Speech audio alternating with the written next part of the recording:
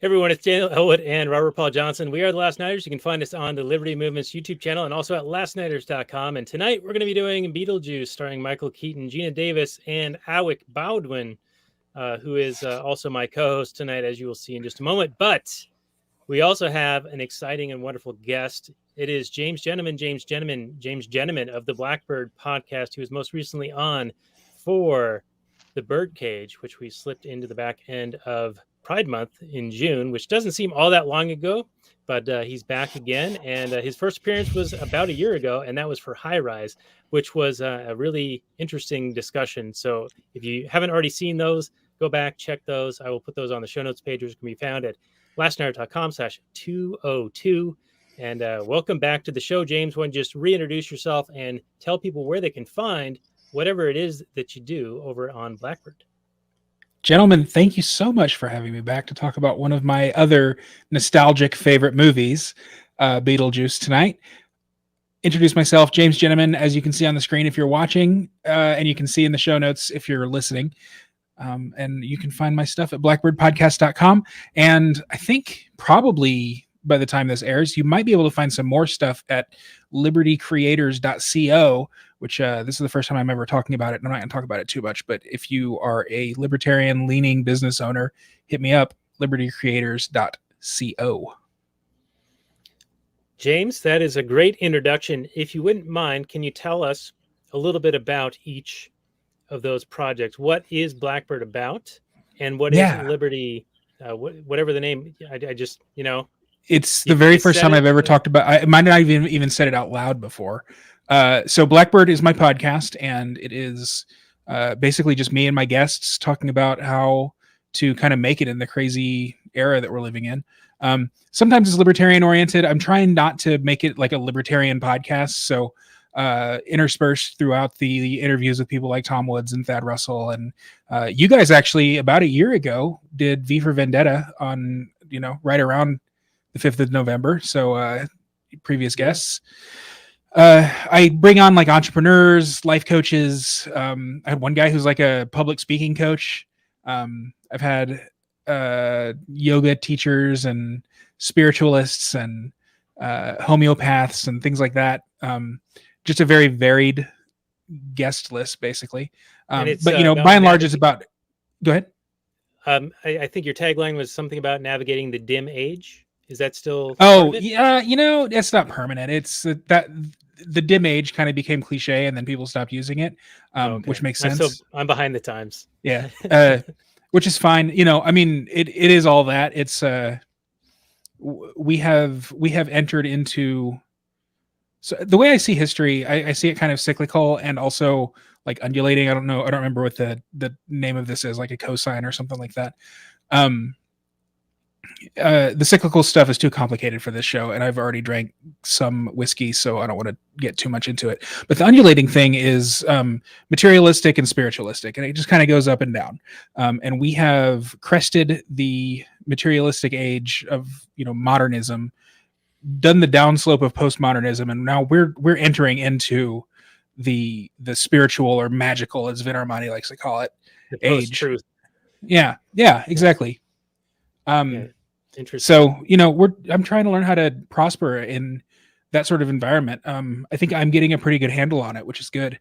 Which brings me into Liberty Creators, which if it's not live by the time this airs, it will be pretty soon. That's going to be a business directory, which I know we've been we've just kind of been inundated with Liberty business directories, but they all kind of suck. So I want to make one that's good.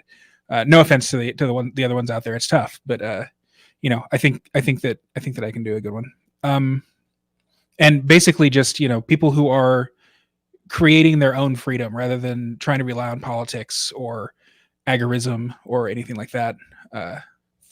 Thank you for putting the little crawler on. That's good. Yeah, did I get the right one?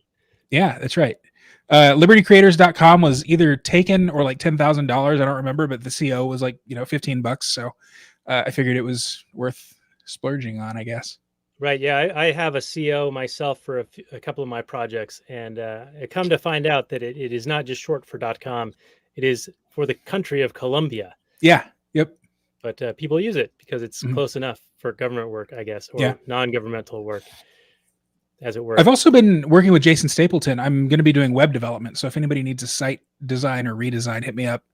I'm doing Nick Ashley's from the Individualist podcast right now.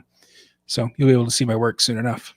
All right, very good. Yeah, I've noticed that you've been getting around and making your way through the country, and also being on a lot of shows and having a lot of really high-profile guests. So in a way, you're kind of blowing up, and that is really impressive. So I would like to give you some accolades there. And I appreciate it. Yeah, I am kind of a slut, so it's good. Yeah, well, like I said, you do get around, and if you wouldn't mind, like your mother. She's a saint. Leave her out of this. If you wouldn't mind, just give us a quick rundown, and then we'll get into the movie, I swear, of where you have been geographically in the Liberty realm, and what is your elevator pitch for each of them. Yeah, well, so last month it was just a whirlwind of a month. We went down to Austin, or right outside Austin, to hang out with the Renegade University weekend at Buck Johnson's place. Thad Russell hosted it. Got to hang out with Scott Horton, Jack the Perfume Nationalist, who is not a libertarian, but he's one of the best cultural commentators you'll ever come across. I highly recommend his podcast, The Perfume Nationalist. Hotep Jesus was there, which was kind of cool. I got to kind of chauffeur him around. He was the only one from out of town, and I was his ride to and from the airport each day in his hotel. Did you meet our buddy Snobby Bobby? He's about 6'5", tall drink of water. He does the Not For Everyone podcast. Do you know his last name? I don't know if I know it's dude. I would remember that. He's super tall though, and he's buddies with Buck. I believe he was at one of those events. What's the name of this podcast? The Not For Everyone podcast. It's another movie podcast. They do B-rated and lower horror movies, and they mostly spend. He would quibble with me on this. I say half of the time they're just ribbing each other, he and his co-host, with maybe 15 or 20 minutes of actual like movie analysis in it. Anyway, dude, I'm trying to find a picture of him, but there's nothing on Google image search. So, if I met him, I don't remember, and I'm sure I did if he was there, because I kind of made the rounds. Aforementioned sluttiness in full force. He's a happily married man, James. It's all right. Man, you know what they say about the gays. So after that, we drove to Dallas, where my family lives, and then to Austin, and then back to Dallas, and then back home to Minneapolis. I think we got home on Tuesday or Wednesday, and then Friday morning. So Friday we were going to fly down to Orlando for Tom Woods' 2000th episode. Mm-hmm. But a couple of weeks before the 2000th episode event, and we were going to go like a late night flight so I could do a day of work. But a few weeks before the event, Tom messages me out of the blue on Facebook. He was like, "Hey, what time is your flight landing in Orlando?" And I told him, "Oh, not till after midnight." And he goes, "Oh, that's a shame, because I had a reservation fall through, like someone on my reservation fall through, and I wanted to see if you wanted to have dinner." And I'm like, "Well, yeah, hang on just 1 second." And I changed my flight.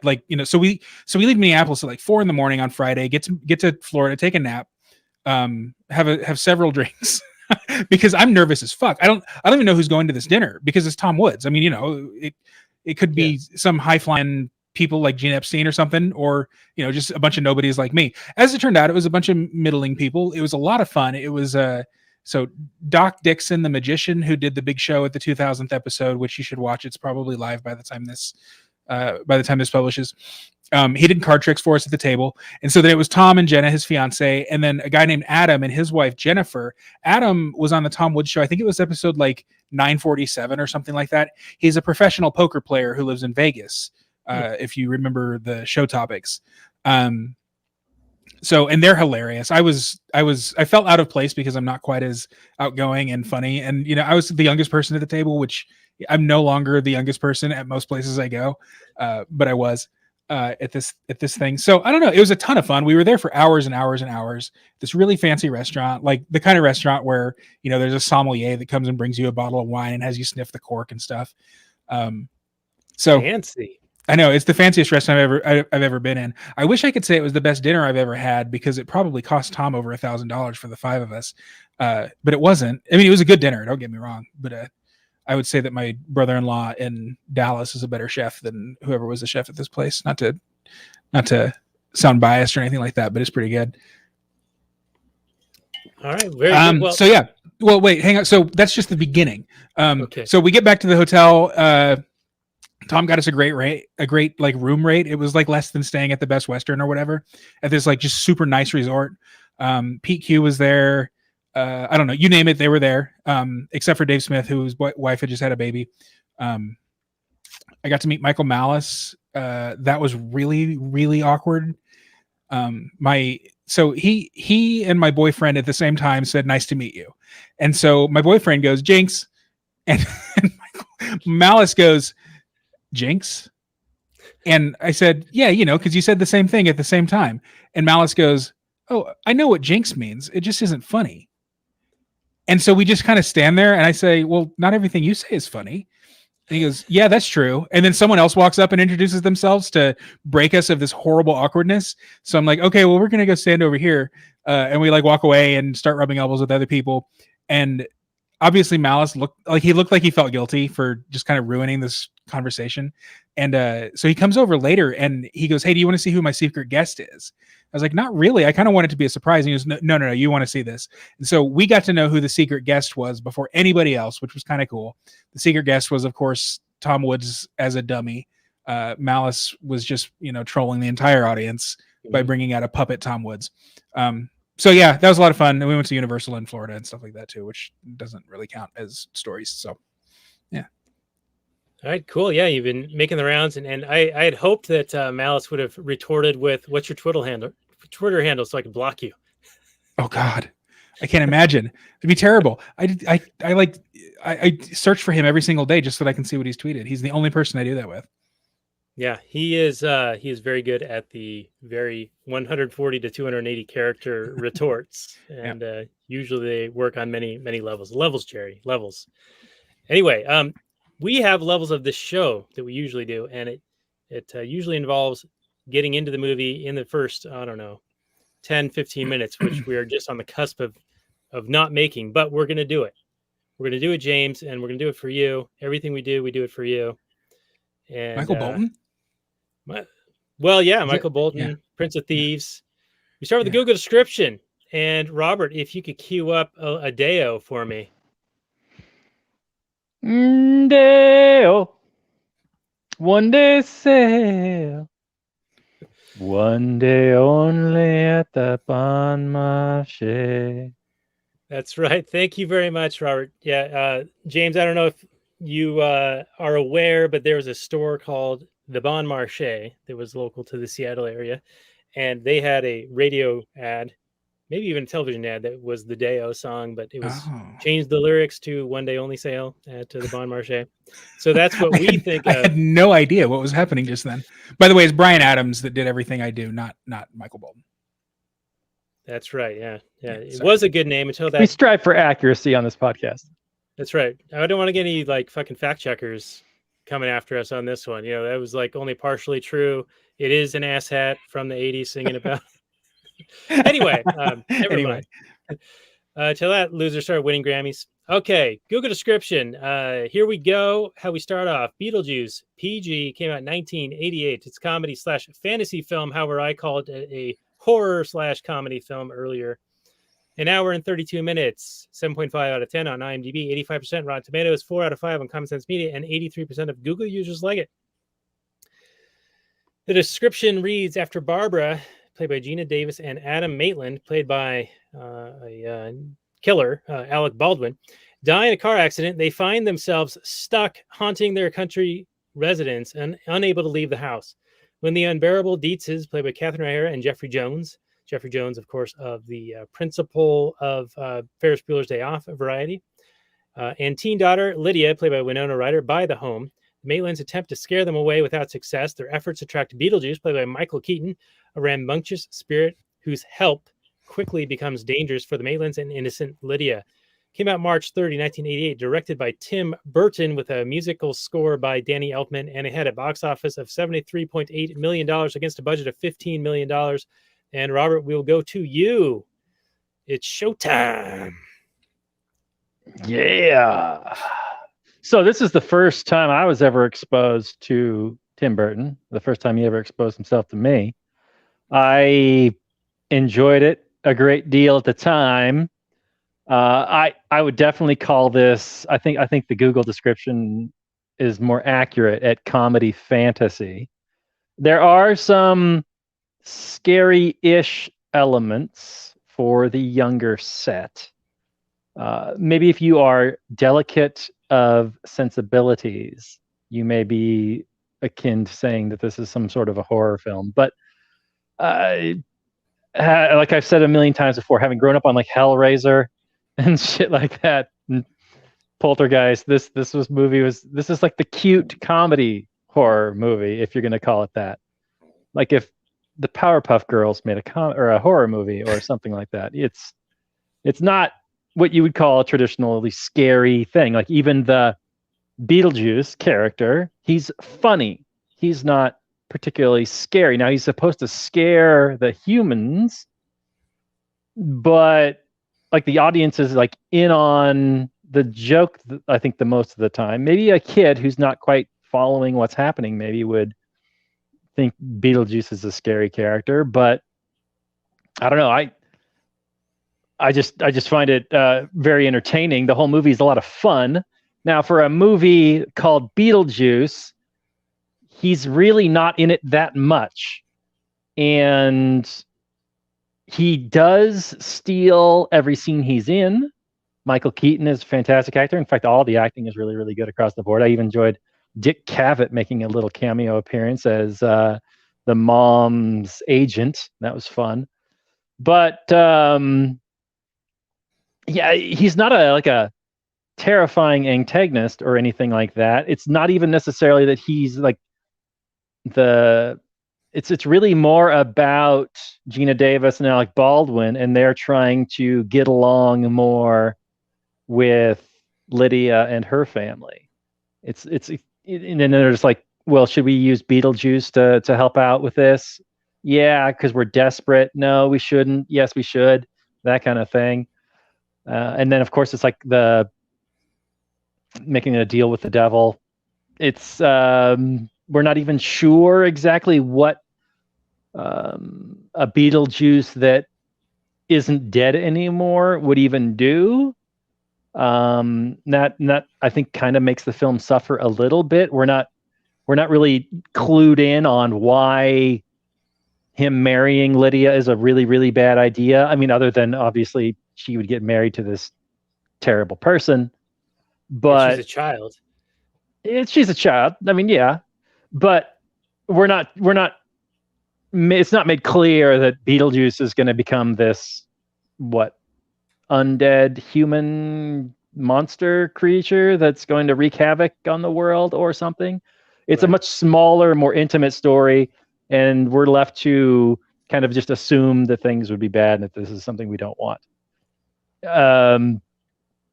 Ultimately, I think you're just like, well, she shouldn't agree to marry this guy, and this isn't a legitimate wedding, and that kind of thing. But anyway, it's a whole lot of fun.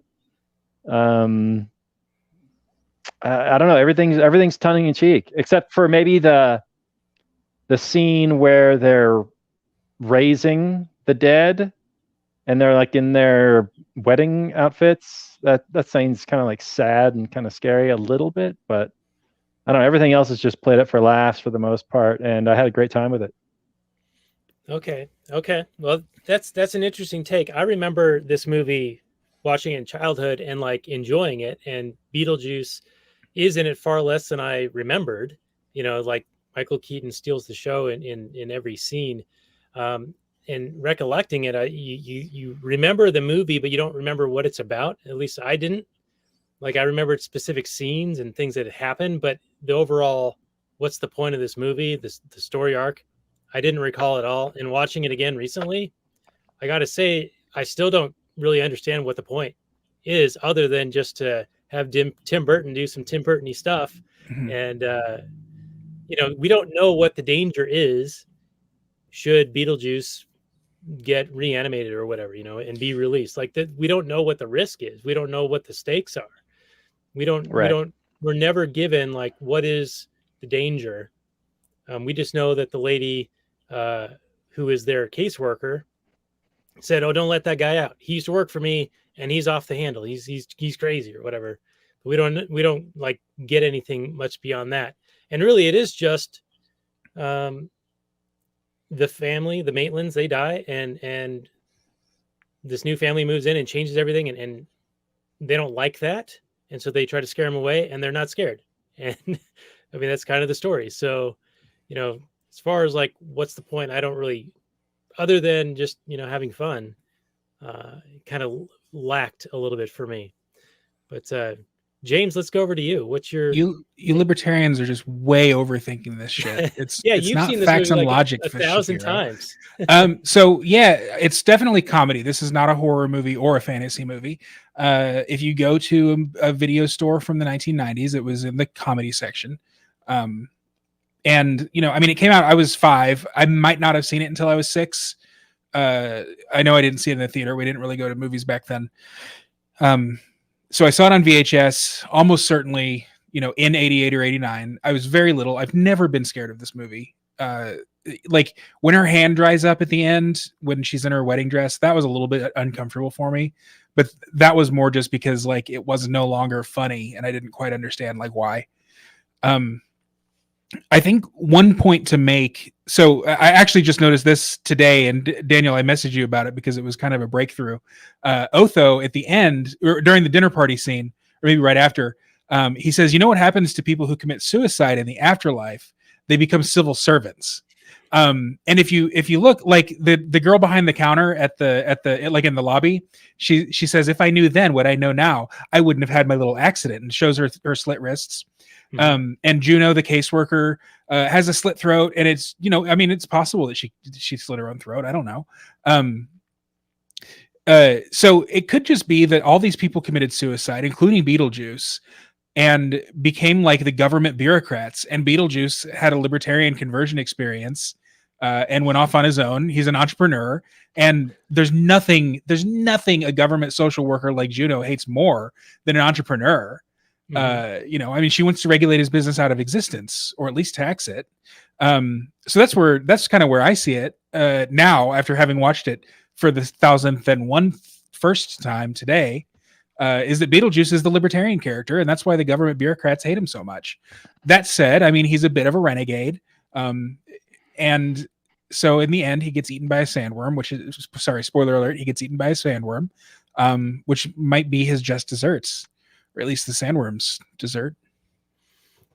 Sandworm from Saturn. Right, yeah. Not Dune. Well, that's not, I don't think that's explicitly said in the, movie. But it's said in the movie that you've been to Saturn. I've been to Saturn. Sandworms, right? I hate them too. Oh, really? Yeah, that's a line that Beetlejuice says. That is when weird. He first meets him. He's like, "You've been to Saturn, right? We got all kinds of things in common. Look, I dress just like you." And then he puts on the suit. Yeah. We shop at the Shea store. Yeah.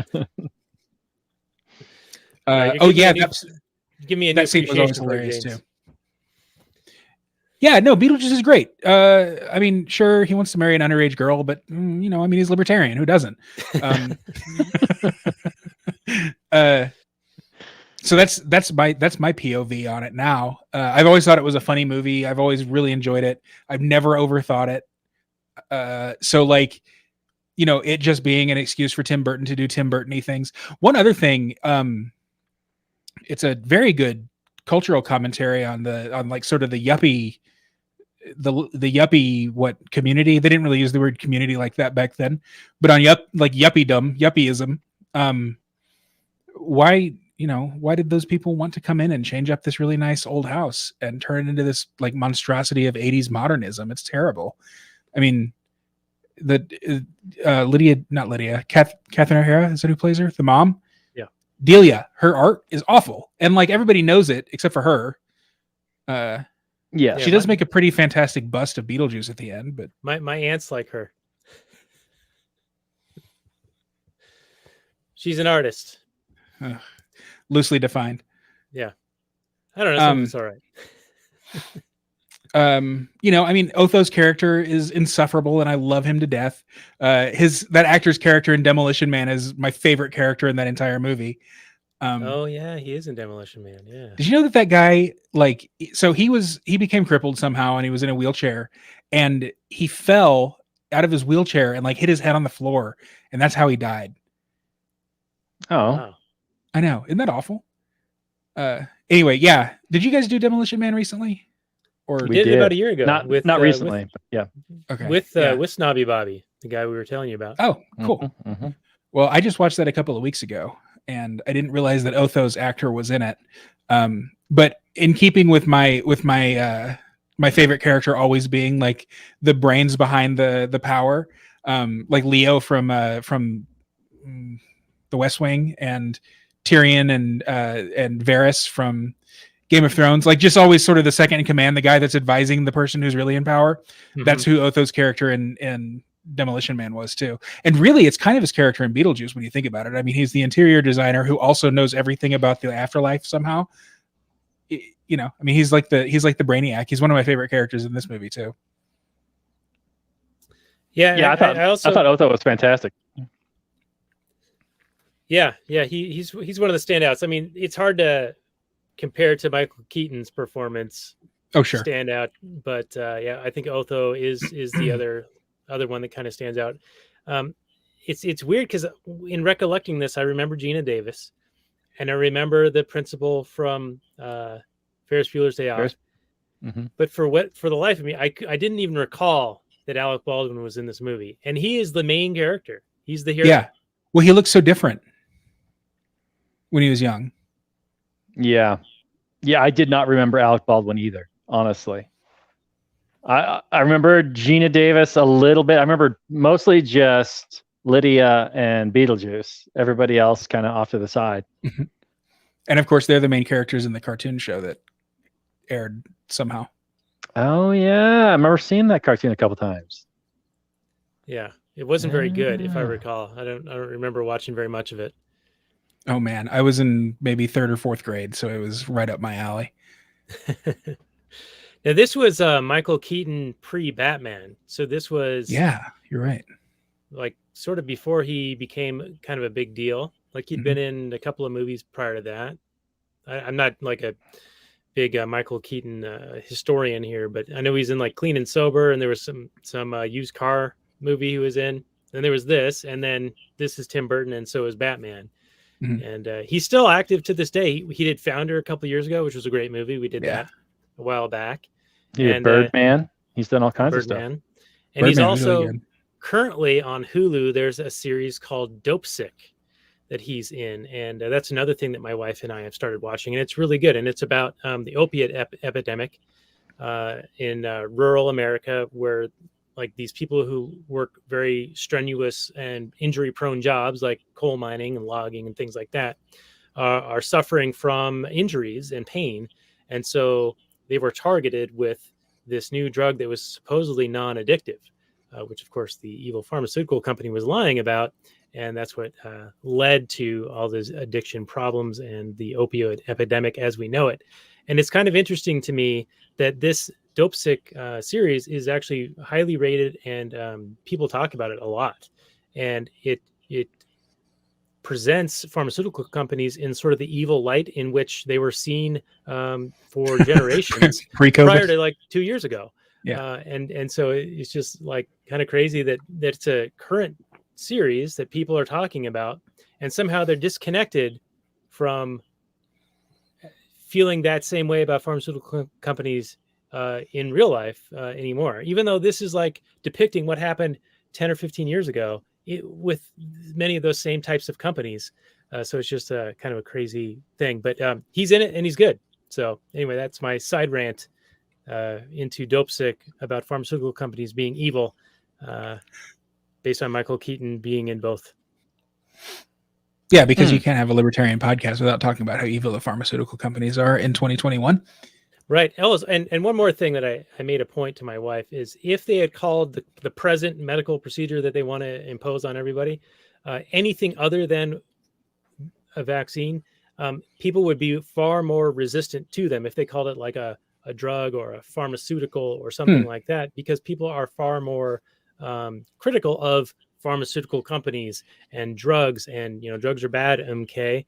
But because they use the magic V word, and there's been decades of promotion of the V word, and anyone who questions the V word are labeled certain things, they're using the cachet that has been built up over those generations with the V word and applying it to this product, which barely qualifies as such, so that they get more buy-in from people, because they've been conditioned to accept that as a necessary and beneficial thing, as opposed to your traditional, expensive, dangerous prescription drug kind of thing. And with side effects and pumping up the cost of it and everything, all the things they get. Right. Yeah. Any other pharmaceutical you see an ad for on TV, they list a whole bunch of fast speech legalese about all these potential side effects. And then 5-10 years later, if you were taking this in this period and that period, you may be entitled to compensation. Those are the types of things that people are familiar with and have hesitancy, like a legitimate hesitancy about. And now when they say the term hesitant, they imply that you will eventually not be hesitant and that you will eventually decide to do this thing. Whereas rather than give you agency in how they describe it, whereas if you are informed and have read up on these things and you have made a solid decision, you are not hesitant. You have made a choice. You've made a positive, affirmative choice in the negative, to not take a certain drug. Anyway, Beetlejuice. Yes. Beetlejuice. Yes. Beetlejuice. You love the way they play with language, for sure. Yeah, that's a great little aside. Side rant. Anyway, take us back to the movie, James. What do you guys think of the sets? I mean, I guess that's one of the things that really stands out to me is just sort of the setting and sets of the movie. I mean, their house is cool. It's a quaint old, New England farmhouse, basically. But then they're taken into the afterlife bureaucratic office with the weird lighting and I mean, just the guy that's hanging, that's got the tire tracks on him, who's all flat. Mm-hmm. Who kind of is their guide, but also not really a guide because he's just on a string.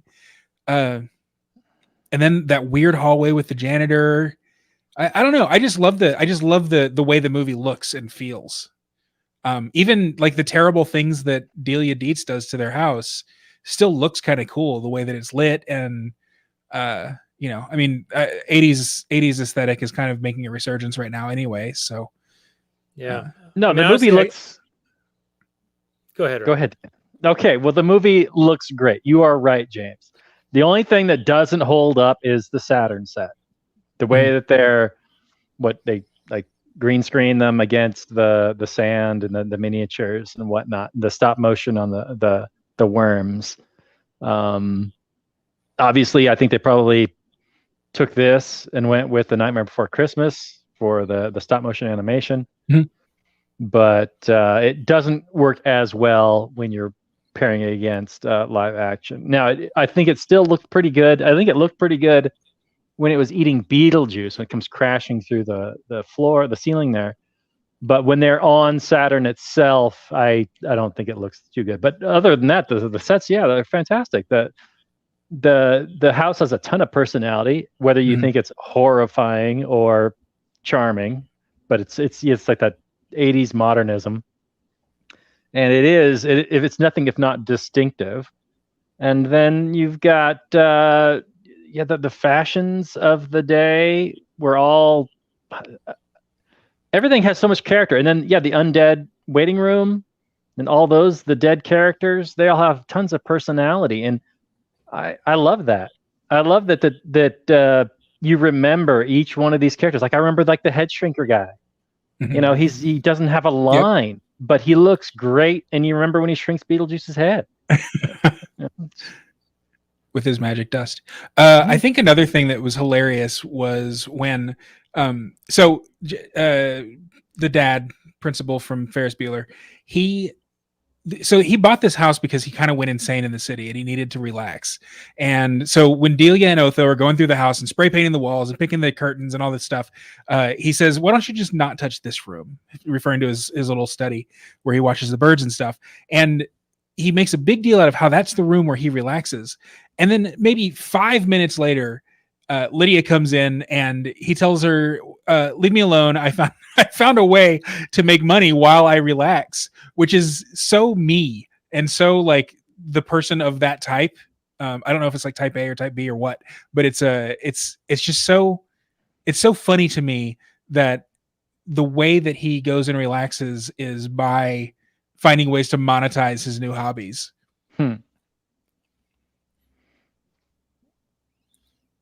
Now, what specifically were you talking about related to that? Like he was looking at the town and he was like, oh, that's a nice building there and a nice parking lot. So I'm going to turn it into something. But this was before he knew about the ghosts, right? I don't remember. It was, so he was talking to his business partner, whoever it is, Dean, Maddie Dean. Was that something Dean? Yeah, Robert Goulet. Thanks. I don't know any of the actors. God, I don't remember what it was that he found out he could monetize. I just remember that line, talking about how much he's going to relax and then saying he figured out a way to make money while he does it. Just because, I mean, that's what burnt him out and made him move out to the country, which is kind of what I'm looking to do too. So we'll see how that goes. Maybe I'll reverse haunt some dead couple's house or something. Okay. Yeah. Which, by the way, I mean, that's the point of the movie. I mean, like Beetlejuice markets himself as a bio-exorcist. He's like the reverse exorcist. He gets the living out of the dead people's home by scaring the shit out of them. Yeah, I like how they said that at least nobody's gotten hurt yet, but they did drop the dad like down flight of stairs. Yeah, I thought that was hilarious. I would think that would cause some kind of injury, but what do I know? But is it the case that Beetlejuice was not able to actually like harm them? It was only he was able to scare them because he was physically interacting with them. He was grabbing them and moving them around.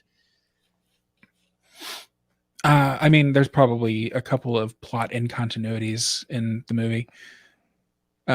Where did you get that he wasn't able to harm them? Was that like a rule? Well, like maybe that was just his agreement with Maitland's, was that he was just going to scare them away. So that could be what it was. Yeah. But I wasn't sure what the internal logic was. They don't really explain it. But when they have to say his name 3 times, like Candyman, to get him to come out. Then if they say his name 3 times again, he has to go back. And is that just in size, or is it into like another? I mean, they can still interact with him. He's just much smaller before they say his name 3 times. I don't know. Like, does he live in that model? And if so, where did he live before the model was built? Or he doesn't live. He's a ghost, so maybe he doesn't live anywhere. He just hangs out wherever he wants. Yeah. Yeah, I mean, he used to work. Right. So like, yeah, when there's no model, what does saying his name 3 times do? Huh. I don't know. Why are we overthinking this? Is a fucking I know. It's a silly, fun movie. You either enjoy it or you don't. Danny Elfman's music, huh? You like that? Yeah, strong. It fits in this movie. It fits with Tim Burton. Yeah, it's definitely Danny Elfman at his Danny Elfmanest. Pee-wee's Big Adventure might be even more Danny Elfman than this, but and the 89 Batman. Yeah, true. That's a lot of Prince too. I think Pee-wee's Big Adventure and Beetlejuice. Well, other than Deo, I think he probably did the entire score. Right? Probably. Yeah, there were a lot of those like songs about Venezuela and Señoras and all that in this, and it didn't seem to fit, but it was enough of a thing to like be a theme, but it was like incongruous with the movie. Yeah. And maybe that's the point, to have some kind of a contrast. Like this type of music doesn't fit with this at all, but we're fitting it in there, and so it's going to stand out. Was that Calypso Latin stuff? Was that popular back then? I mean, you're probably too young to really know what the pop culture was like back then too. But like, I'm thinking Gloria Estefan. I mean, that was kind of the height of her career too. The Rhythm's Gonna Get You, and Menudo and stuff. I don't know. Maybe that was just like the hit music at the time. There's no way Deo was a hit song at the time. No? Okay. I have no idea. I don't even know when that song came out. Is it called the Banana Boat song? It's like way older, isn't it? Is it? When did the Banana Boat song get released? It had to be in like in the 40s or something. Or the 30s or the 20s. Traditional Jamaican folk song. So it's not even like, I guess 1956 was when Harry Belafonte. Oh, all right. So that's who did it. The very first time was in 1952 by a Trinidadian singer. Okay. So there we go. Yeah, 50s. God, I didn't realize I was that old. Well, here is a question. What was Beetlejuice before he died? So in BeetlejuiceFandom.com, they say, what is known for certain, per Juno's warning to the Maitlands, is that Beetlejuice was once Juno's assistant, which implies that he committed suicide in life. Working for her counts as being a civil servant. The explanation of his suicide by hanging was left out of the film, but he was a troublemaker. I was hoping that there would be something about like he was into calypso music or lived on an island or something like that. That would have been justification for those types of songs to be in this. So they're confirming on the fandom site the civil servant thing that Otho said that I didn't realize until I was 38 and watching it for the 1000th and first time. I can't believe I had never caught that until today. That's insane. That is so funny to me. that the entirety of the ghost population in this movie, other than the Maitlands and the people in the lobby, were all suicides who then became government bureaucrats. Which is, civil servant is a fucking euphemism for that. Sorry, am I allowed to drop the F-bomb? Did I just what is the government of the dead? I don't know. It's the purgatory. They were the ones funneling the newly dead and acclimating them to their new environs and helping them get to where they needed to be. So yeah, it makes sense that they would be, the government is the purgatory. So those are the people who have killed themselves and they're helping all the newly dead. And when Beetlejuice, he gets that number near the end, it's like 9 trillion or 90 trillion. I don't know, whatever the national debt's about to be. And he switches it with the witch doctor guy for the number 4. He goes, oh, looks like I'm next. Yeah. But why was he there even? Oh, because he was like re-dead by the sandworm, maybe. Right, yeah. So when they got him out of the model, Beetlejuice, to get him to get married, then the sandworm ate him. So he must have been like reanimated or re-alive at that point. And so then thus able to die again. And no longer as a civil servant. You can get eaten by sandworms on Saturn, even if you're dead. Otherwise, why is there any kind of a threat to the couple when they go to Saturn? Yeah, true. Maybe that was just a perceived threat, because by the end, Geena Davis is able to corral one of them and ride it like a horse, like Paul Atreides. Like Paul Atreides, yeah, he's riding the sandworm, Dune style, to eat the Beetlejuice. Oh yeah, no spoilers on Dune. I'm going to see that this weekend. Oh, we're talking about the old David Lynch one. Okay, I haven't seen that. That's 1984. Yeah. Yeah, we are. And Paul Atreides doesn't ride a sandworm in the new one. Oh, see, now you just ruined it for James here. That's all right. It's okay. That doesn't tell you anything about the movie. James wanted to see him ride a sandworm. My partner is so sensitive to spoilers that I read on IMDb. We're watching The Haunting of Bly Manor right now on Netflix. We're kind of behind on that series. And I read just the cast list on IMDb, which had a very minor spoiler. Like it was basically like one of the kids, you see them again when they're old in the later episodes of the season. And like, I was about to let that loose. And he was like, no, don't tell me. Like, he doesn't want to know anything, including that whatever that person's name was doesn't ride a sandworm in the new version. Okay. Yeah. Okay. Fair enough. Yeah. You just don't want to. I can understand that. I can sympathize. We are gonna do that movie at some point, the new Dune.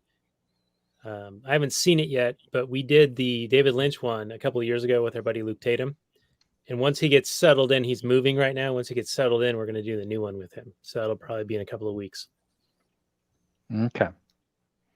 Well, I've got a little bit of juice for that movie, having seen it once so far. Okay. All right. And I must add, James, you make podcasts, you know, sometimes shit happens, right? Mhm. Things get fucked up. See, I'm dropping F-bombs here. Mhm. When we recorded that Dune episode a couple of years ago, apparently I didn't record anything I said. I recorded Luke and I recorded Robert. And so I had to painstakingly listen to them, recreate what I thought I had said, and merge it together. And it took me like 6 hours to do that. So that was a huge mistake on my part. So if you are a podcast maker or creator, make sure that you're recording everything before you do the deed. And also, if you need help with anything, go to libertycreators.co. Oh God, I really hope. When is this gonna go live? I hope it's gonna go live on Sunday, but you know. Oh, it won't be ready by then. But I mean, maybe I'll put up like a join my mailing list thing so that people can sign up and be alerted when it's live. Because I want to have like the best business directory there is, including service providers like Top Lobsa, who's a great artist and everyone should use him for their artwork, to the exterminator in your hometown who you want to hire him because he cares about the same values as you, versus the Terminex man who doesn't care. Hey, so the fandom site says that Beetlejuice attended Juilliard, and is also a graduate of Harvard Business School. Mm-hmm. Juilliard would make sense. I mean, if he choreographed that dining room scene. Well, I know he didn't do that. That was the Maitlands. How did they know how to do that? Yeah, that was just the power of belief. Yeah. We don't know. We're not told. Maybe it's in the handbook. Okay. Maybe it's okay. Yeah, that's true. So in addition to attending Juilliard and Harvard, he also lived through the Black Plague, which is a little bit anachronistic. And he's seen The Exorcist about 167 times, and it keeps getting funnier every single time he's seen it. I guess seeing The Exorcist, though, you don't have to be dead for that, or alive, or anything, or not possessed. So he's been around a while. Yeah. So he's one of those people like in Dr. Sleep where they live for hundreds of years. It's possible. So they can get really good at something. Mm-hmm. Like Bill Murray style. They should have. Yeah. Yes, they should have. Did y'all do Dr. Sleep with my friend, the professional asshole? We did. Man, we did. Well, no, it's not true. We did. We did not, actually. We did it with Alec Jones. Oh, yes. Did he come as Alex Jones? No, Alex Jones is Alec Jones. Significantly more based twin brother. More based brother. Oh my God. Fake brother. Yeah, it's a fun episode. You should check that one out. I'll make sure to do that. I listen to you guys sporadically.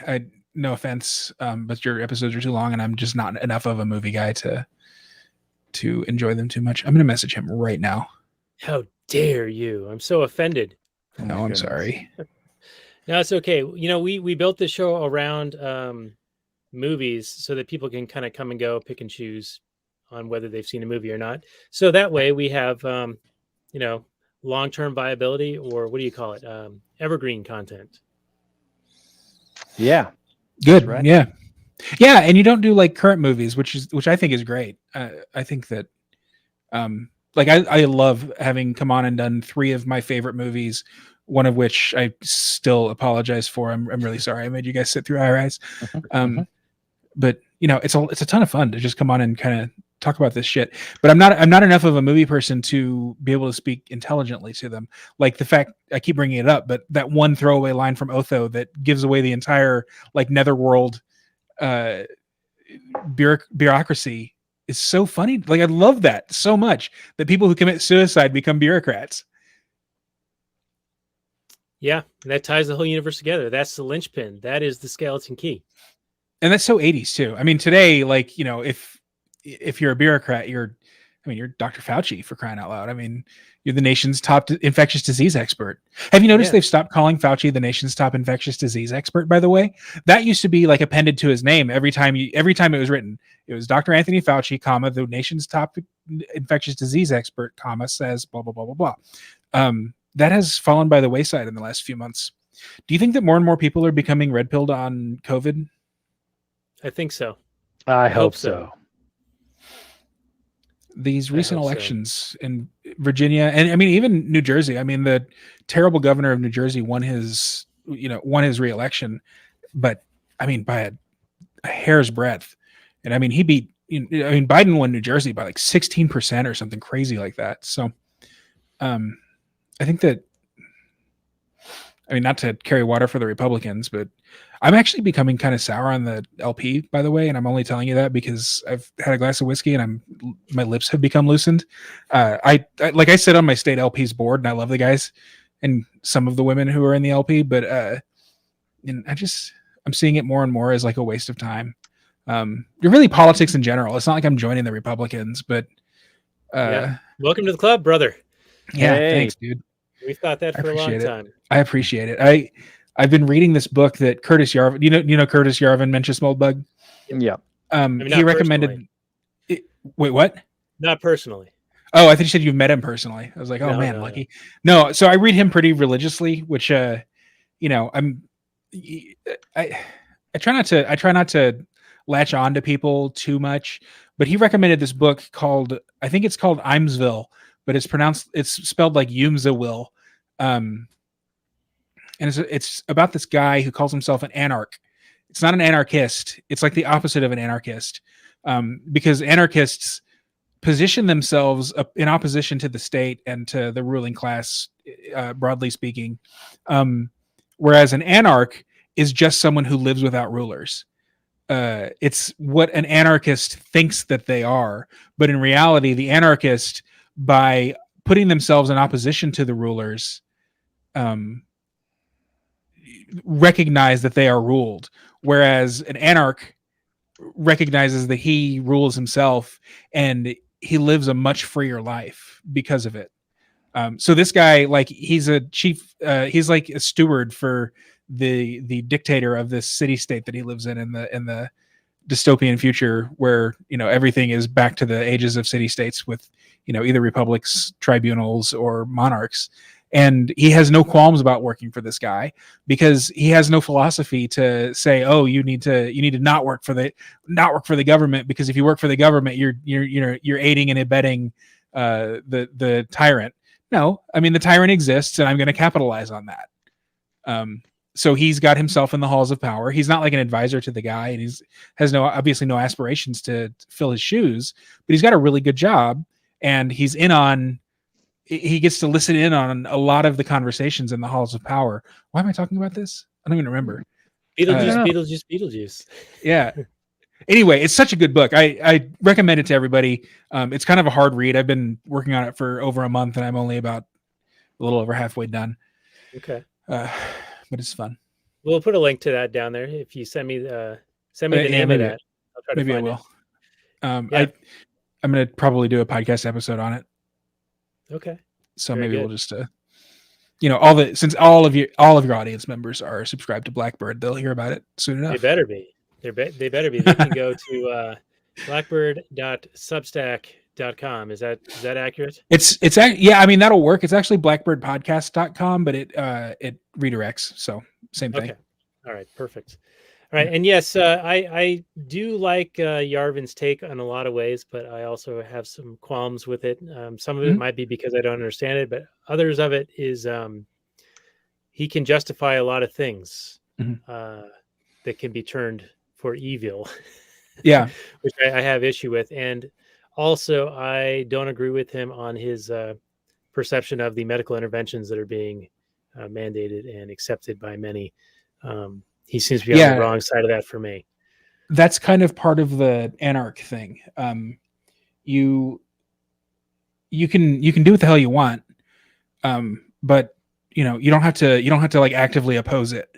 Just do what you want instead, because when you actively oppose it, you put a target on your back.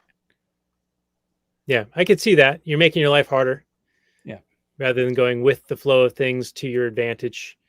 But I also have some issues with that as well. But we should actually get back to the movie and start to wind this one down because we are getting over time. And you are right. We are usually a pretty long episode. We are almost an hour into this. So, oh, cool. Great. Do either of you have any final notes before getting into final summary review? And how many Beetlejuices out of 10 will we give this one? Or Deos? We knew Deos. I have no further notes, Daniel. I don't have any further notes either. I don't think. I hope that anybody who hasn't seen Beetlejuice in the last few years will rewatch it, having listened to this episode. It's such a, it like literally, it's probably my favorite movie if I had to pick one. I love this movie. Okay, why don't you give us your final summary and then how many Deos you're going to give it? It sounds like a lot of Deos. Yeah, no, I mean, I give it all the Deos out of Deos, 365 Deos.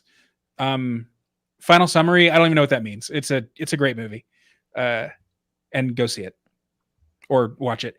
I think it might be an anniversary year for them or something like that. So if you can see it in a theater, totally do that. Fathomevents.com always has those things. They also have the riff tracks which we were talking about in the pre-show. Yet another website for people to go to. That's right. And go to our Patreon and you can get that pre-show. So lastnerds.com/Patreon. And you can hear us riffing and raffing for about 35, 40 minutes. And we'll do a little bit of Kathleen Turner Overdrive after we're done with the episode here. So go to lastnerds.com. That's always the best part. Patreon for that. And you can find the show notes and more at lastnerds.com/202 for this episode, where James gave Beetlejuice all the Deos that are available, 365 and 1/4 Deos, or 10 out of 10 if we're scoring on a scale of 10. And Robert, so he's considering this a perfect film. Let's get your take and number of Deos out of 10 or 365 and 1/4, whatever you want to do. Yeah, I can't. As much as I like the film, I can't give it a perfect score. But is it worth watching in 2021? Absolutely. For me, a comedy has to be funny, and this movie is still funny. Oh, look, an indoor outhouse. I mean, come on. Oh my God, that is so funny. I forgot about that. Yeah, there's all kinds of good little lines in this film, and none of it feels dated. None of it feels like it was like contemporary, like, oh, that joke works because of the politics at the time or something, something, something. They're not referencing anything else. It's all internal, incoherent to the plot and the story. The humor is all character-based, which is so much fun. It's got great acting. I have a little bit of quibbles with the story. I wish it was a little bit different. I wish the villain of Beetlejuice was played up, like we understood why he was going to be a bad thing to bring into the world more. But I can't really fault it for what the movie tries to do. What it tries to do is tell this tiny little story.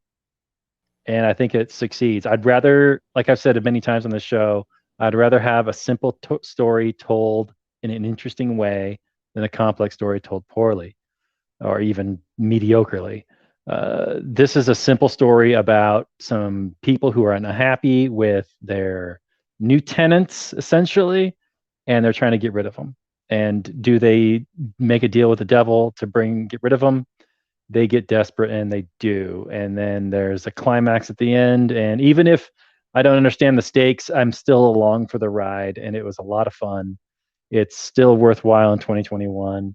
Everybody should see it. If they're a Burton fan, you have to. I don't know why you wouldn't have already seen this movie.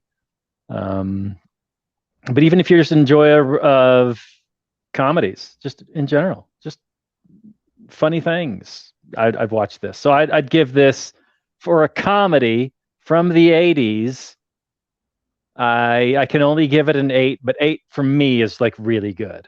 So I'll give it 8 Deos out of 10. 8 Deos. All right. Very good. 8 one-day sales at the Bon Marché. 8 one-day sales at the Bon Marché. 1 day only, or 8 days only. Yeah. 8 days a week. 8 days only. 8 back-to-back days of 1 day only sales. All right.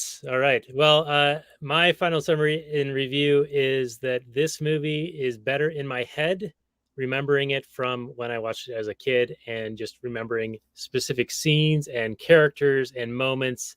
And then when you watch it again and try to make sense of the plot, it really kind of loses itself a little bit. There's a bit of muddiness. There's a little bit of a lack of awareness of what the risk or danger is. And so it lacks a little bit there, but it's still very fun. And Michael Keaton is, of course, great in this. And Alec Baldwin, pretty forgettable. Geena Davis stands out. Jeffrey, whatever his name is, who was in the Ferris Bueller, he's basically the same in every movie that he's ever in. Yeah, it's a fun movie. So I'm glad that we got to do this. And James, thank you for coming on and suggesting this one. And I'm going to give this 6.5 Deos. So not like the best score, but not a terrible score. Still recommended. I will say that I have said every time I'm on your show that I am the libertarian Larry King, and I will give any pretty much the maximum number of stars. But I'm serious about Beetlejuice. This is probably my favorite movie. And rewatchable. I think it doesn't lose anything upon rewatching. So you would watch the story again? Is well. I mean, the story. There's not a lot of drama to it, like we talked about. Since you don't know the stakes, there's not a whole lot of tension, but it's just a good time. So I'd put this on in the background and I'd check it out every couple of minutes. And that's literally what I did scenes and yeah. Yeah, I didn't feel like a chore. Like usually I'm watching short form videos and stuff like that while I work. And today I was like, I guess I should probably watch Beetlejuice since I'm going to be talking about it tonight. I just watched it about a month and a half ago, but I mean, I did get something out of it from rewatching it today and only paying half attention to it. So yeah, definitely worth rewatching. And let's get out of here. All right, very good. Well, James, people can find your work at blackbirdpodcast.com. Also at blackbird.substack.com. And that's the same site. Blackbirdpodcast.com is what I pump. So, and then 2 ways to get there. Yeah, at James LJ on Twitter. Don't forget that. I need all the followers. Okay. And then the new project, which may or may not be up by the time this episode comes out, is libertycreators.co. So we will direct people all those ways, and people can find the show notes and more for this one at lastnighter.com/202, as we were saying before. And this has been Beetlejuice with James Jenneman of the Blackbird Podcast. And Robert, next week, I had to write this down so that I remember how to say it. I'm not even going to say it right, but we're going to be doing Sardar Udham, which is a recommendation from some people who commented on our YouTube videos for the movie we did a few years ago called 3 Idiots, which is an Indian film, Bollywood film. And I think this is about India. It's a fight for independence and freedom.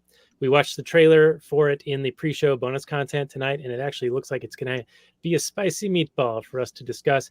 And what I might do is try to see if Jared Wall can come on, because he was our guest for 3 Idiots, and we had a good time talking about that movie with him. So maybe he'd be willing to come on for this one, Sardar Udham, for next week. Sounds good to me. Yeah. It looked like a well-made movie, if nothing else. And it looks like it's got plenty of content taking place in India during the English occupation. Yeah, we will not have any shortage of things to talk about. And hopefully you've got a little bit more to talk about, James, as we do a little bit of Kathleen Turner Overdrive right after this. And with that, we'll say peace out, everyone. Good night from last night.